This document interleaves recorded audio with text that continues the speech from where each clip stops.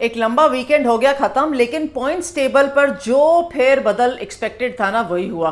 कुछ अनएक्सपेक्टेड था, कुछ एक्सपेक्टेड था, लेकिन यही तो चीज है ना, जब हम आईपीएल जैसा टूर्नामेंट देखते हैं और कहते हैं चेन्नई सुपर किंग्स है, दिल्ली कैपिटल्स भी है, लेकिन इस बीच में सनराइजर्स हैदराबाद और मुंबई इंडियंस ये क्या कर रहे हैं। सब कुछ हुआ वीकेंड के ऊपर।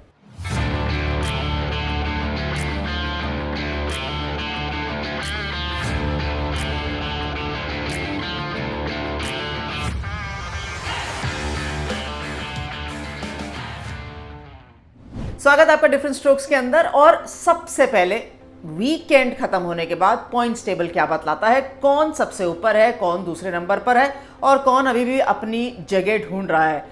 चेन्नई सुपर किंग्स ने जीत के साथ ये तो बता दिया है कि मैं बॉस हूं, महेंद्र सिंह धोनी, और उनको 4 टाइटल्स जो जीते हैं वो कोई बात नहीं, उसके बाद रनर्स अप टाइटल भी है। उनको बिल्कुल आइडिया है कि किस तरीके से, किस खिलाड़ी के साथ, किस खिलाड़ी के सामने कौन सा गेंदबाज लगाना है और कैसे मैच को जिताना है। तभी तो हम कहते हैं ना, हमारा कप्तान कूल है, जितना लंबा समय खेलेंगे उतना अच्छा, बिकॉज मैं भी धोनी फैन हूं।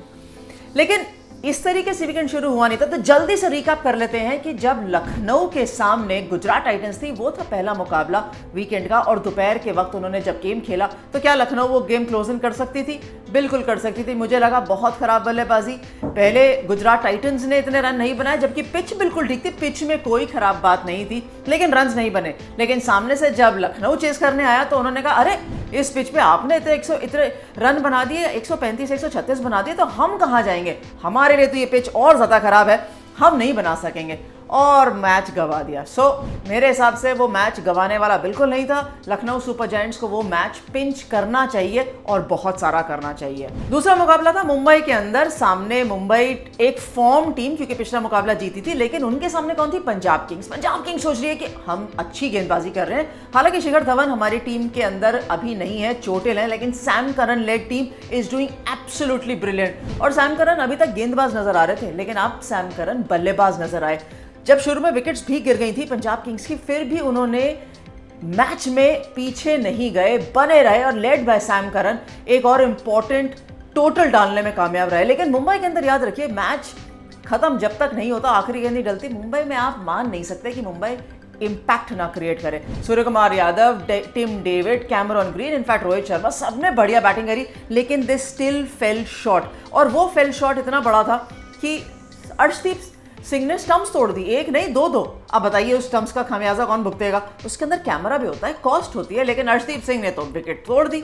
अब चलिए, विकेट भी तोड़ दी और उम्मीदें भी तोड़ दी मुंबई इंडियंस की, लेकिन जीत हासिल करी पंजाब किंग्स के लिए। जब संडे का दिन आया तो royal Challengers Bangalore green initiative के साथ उतरे और उन्होंने कहा, हम राजस्थान रॉयल्स के सामने मैच खेलेंगे।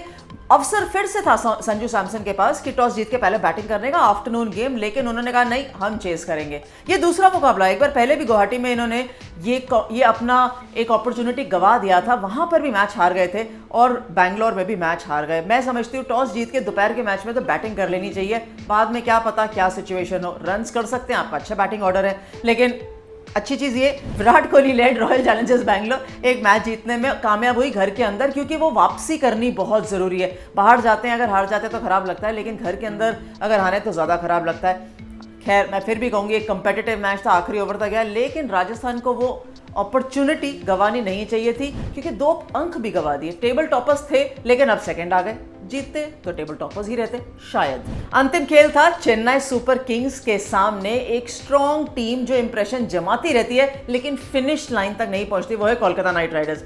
चेन्नई का मैच हो, चाहे कोलकाता में हो, चाहे अहमदाबाद में हो, रहता चेन्नई का ही मैच है, क्योंकि सी ऑफ येलो दिखता है हर जगह। एंड अगेन, जो batting Ruturaj Gaikwad, Devon Conway, Shivam Dube के बल्ले से निकलती आ रही है, वैसे ही टेम्पलेट साला कुछ नहीं बदला। डेविन कॉनवे ने 50 किया, ऋतुराज ने, गायकवाड़ ने फिर एक अच्छा स्ट्रॉन्ग दिलाया, शिवम दुबे ने आके स्ट्रॉन्ग, जिस तरीके से एक इनिंग्स चल रही थी, अजिंक्य रहाणे एक तरफ 135 136 के स्ट्राइक रेट पे चल रहे थे, शिवम दुबे ने कहा चलिए ऐसा करते हैं, मैं 200 250 के स्ट्राइक रेट बनाता हूँ और एक 200 से अधिक का टारगेट बोर्ड पे डालते हैं। फिर क्या था, इतने रन थोड़ी ना चेज होते हैं। और हमने सुना भी, नीतीश राणा कप्तान ने कहा, देखिए अगर आप 250 220 30 रन अगर आप चेस करने लग जाएंगे तो वो हर बार नहीं हो सकता, एक आध दिन आपका इंपॉर्टेंट हो सकता है अगर आपने पावर प्ले रन करे। वो दिन था नहीं कोलकाता का, तो अब जब वो दिन रहेगा नहीं, आप रिंकू सिंह से एक्सपेक्ट कितना करेंगे। हालांकि उन्होंने बिल्कुल 50 बनाए अपने बैटिंग में, लेकिन अकेले रिंकू सिंह मैच नहीं जिता सकते। जेसन रॉय ने कंट्रीब्यूशन दी, लेकिन आंद्रे रसल, सुनील नारायण, नितिश राणा, इन सब की कंट्रीब्यूशन की जरूरत थी जो कि नहीं मिली, तो कोलकाता हार गया। लेकिन अब आने वाला मुकाबला कौन सा? आने वाला मुकाबला है पायदान पे नंबर 9 SRH और नंबर 10 दिल्ली कैपिटल्स। चलिए, कम से कम दिल्ली कैपिटल्स अपने घर में मैच जीता तो सही, कम से कम शुरुआत तो करी जीतने की, यही कोशिश करते रहते हैं। और ये बहुत खराब होता है, आप इतने सारे मैचेस खेलते हैं, एक भी मैच नहीं जीते तो कहीं ना कहीं उम्मीद टूटती है। वो उम्मीद को थोड़ी सी ऊर्जा मिली, अपने घर में मैच जीते थे, और क्योंकि अब जीते थे तो कहीं ना कहीं वो उम्मीद और जग गई है कि सनराइजर्स हैदराबाद के विरुद्ध Delhi Capitals led by David Warner को एक और मैच अच्छा खेलना चाहिए। हालांकि हैदराबाद के अंदर एडन मार्करम ये जरूर नहीं सोचेंगे कि जो उनकी टीम है वो परफेक्ट खेल रही है, क्योंकि मार्को यानसन जरूर हैं उनके साथ गेंदबाजी के अंदर, लेकिन फिर भी अपने साउथ अफ्रीकन टीममेट के अलावा वो बल्लेबाजों से पूछ रहे हैं कि आप कंट्रीब्यूट करिए। कहीं ना कहीं मयंक अग्रवाल का रोल यहाँ बहुत इंपॉर्टेंट हो जाता है, त्रिपाठी का रोल बहुत इंपॉर्टेंट हो जाता है, तो क्या वो रोल अदा कर पाएंगे? सनराइजर्स हैदराबाद मुझे ऐसा लगता है कि बहुत ज़्यादा निराश टीम है इस समय, कुछ बैलेंस सा नहीं दिख रहा है, कहीं कुछ मिसिंग है उस लाइनअप के अंदर, और वो जो भी मिसिंग लिंक है ना, वो एक एज अ टीम उनको खेलने पे आसान नहीं हो पा रहा है। दिल्ली कैपिटल्स के सामने अलग सी चुनौती है, वो ये कह रहे हैं कि हमारी गेंदबाजी तो बहुत बढ़िया चलती है, आंद्रे नोकिया है हमारे पास, अक्षर पटेल, कुलदीप यादव हैं, हम किसी को भी गेंदबाजी देंगे, मुकेश कुमार भी आके गेंदबाजी कर लेते हैं, अक्षर पटेल तो ऑलराउंडर हैं, तो बैटिंग में हम क्यों नहीं रन कर पा रहे हैं? हमारे से कहाँ चूक हो रही है? पृथ्वी शॉ डिसअपॉइंट किया है, खैर मनीष पांडे थोड़ा बहुत सपोर्ट करते हैं, डेविड वार्नर रन कर रहे हैं, अक्षर पटेल रन कर रहे हैं, लेकिन ओवर द लाइन देखिए 140 के आसपास का स्कोर था जो दिल्ली कैपिटल्स चेस करने में कामयाब रही थी, उससे कम ही था जब बारिश आ गई थी दिल्ली के अंदर। लेकिन अगर सनराइजर्स हैदराबाद के सामने जाएंगे तो कोशिश करनी चाहिए और एक्सपेक्ट भी करिए कि आप 160-65 के आसपास बनाएं, 70 बनाएं, नहीं तो चेस करें। तो यार दिल्ली कैपिटल्स के सामने एक अलग चुनौती है कि क्या उनकी बैटिंग इतनी स्ट्रांग है या नहीं। आपको क्या लगता है, क्या उनकी बैटिंग स्ट्रांग है दैट इज दिल्ली कैपिटल्स की, या गेंदबाजी सनराइजर्स की हावी हो जाएगी? क्योंकि भुवनेश्वर कुमार अपने घर पे बहुत अच्छी गेंदबाजी करते हैं। सनराइजर्स हैदराबाद, दिल्ली कैपिटल्स, ये दोनों टीमें आमने सामने रहने वाली हैं।